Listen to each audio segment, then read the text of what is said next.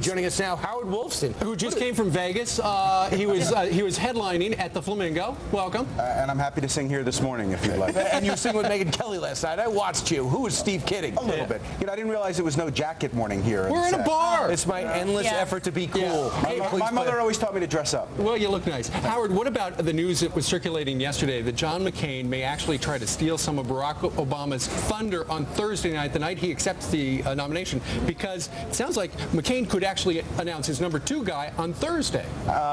You know, Karl Rove was asked about this last night, and he said what I'm about to say. I mean, I agree with him completely.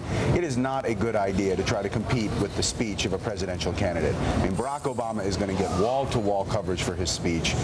John McCain is not going to be able to compete by announcing his Veep selection, unless it's Jay Leno or somebody like that. Right. So I don't think they're going to do that. That would be a bad idea. The people there are smart. They know that's a bad idea. That is not going to happen. Well, but you look at the polls right now, they're tied once again for, I think, the 3rd day in a row. Yeah. Well, look, the race is going to be close. I don't have any question about that. And I think the delegates here understand the race is going to be close. All right, obviously Hillary Clinton's going to be speaking tonight. All eyes are going to be tuned into She was in Vegas last night performing. With you? Really? Fabulous. Wow, she was also at the Flamingo, huh? I am woman, hear me roar. A little bit. Well, I hope she gets here in time for her speech tonight, because so many people are going to be tuning in to see exactly what she does say. Is it going to be an all-out 100% I'm behind Barack Obama? Without a doubt, absolutely.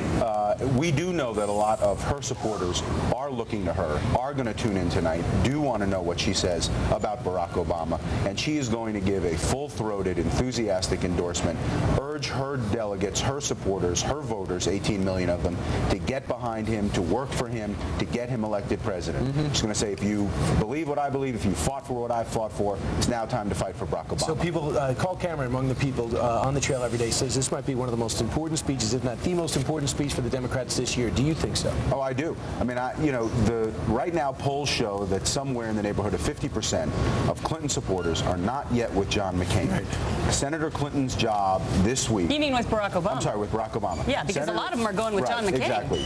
Senator Clinton's job this week is to try to get as many of those people over to Barack Obama's side as possible. Regardless of how she feels personally. She wants him to win. Sure. Howard, what about the roll call tonight? Because I know that both sides have been negotiating this, and apparently she's going to start getting a bunch of votes in the beginning, and then they're going to derail the whole thing and say, okay, let's vote now by acclamation. Who's for him? I know that both sides are talking. You know, I've heard out of the corner of my ear different ideas of what's going to happen. I'm not. Wait a minute. No, the corner of your ear? How does that work?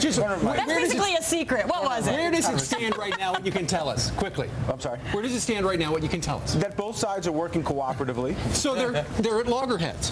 That both sides. No, not They're at not all. loggerheads. They haven't determined. You know It's what? the day of the speech. The good They news still is haven't determined. We booked, and I paid him in advance 2 blocks. We're going to ask him the same Is that question right around the bend, and a few more, because I want to find out why Terry McAuliffe and a few other higher-ups are not sticking around for Barack Obama's We're going to have your jacket off on the other side of this time. Walk away. You will find out. Also- Wolfson is still with us today. I've taken my jacket off. And he is, that's right, jacketless. He Howard, won't be one-up by us. It's not for anyone that I take my jacket off, by the way. thank you very much. We are so honored. Let's talk a little bit about Michelle Obama, because, you know, she took a lot of flack from some conservative pundits who said, I think it was back in February, where she said, this is the first time where I've ever felt proud in my adult life of my country. And so people wanted to know last night, is she proud of our country? And is she a lot like us? Yeah. Well, I think she accomplished those goals extremely well. I thought it was a tremendous speech. You know, the Republicans have done a very good job with Hillary Clinton and with Mrs. Kerry, Teresa Heinz Kerry, of demonizing the First Lady candidate. Well, the Kerry speech was crazy. That was a crazy speech. Whether it was fair or not fair, the Republicans have done a good job of making the prospective First Lady seem different and threatening. And Michelle Obama's task was to go out there and say, I'm from a middle-class background, I'm just like you, Barack Obama is a great guy, he's a family guy, and I love my country, and she did all of those things. I thought it was a great speech. It was a great speech, and the best part of it was at the end. But let me ask you something. Barack Obama said the next president of the United States has a mistake by Joe Biden. I make mistakes every day.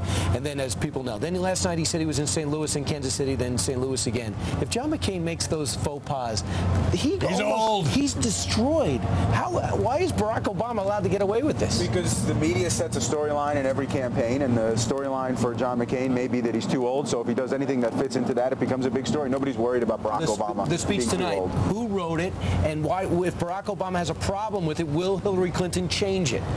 Our staff wrote it, obviously with enormous input from Senator Clinton. I don't think that Barack Obama's staff is going to have any problems with it. This is going to be an enthusiastic speech about Barack Obama, the best themes of the Democratic Party. This is going to be a great speech. Howard Wolfson, it's always a pleasure. Good to be with you.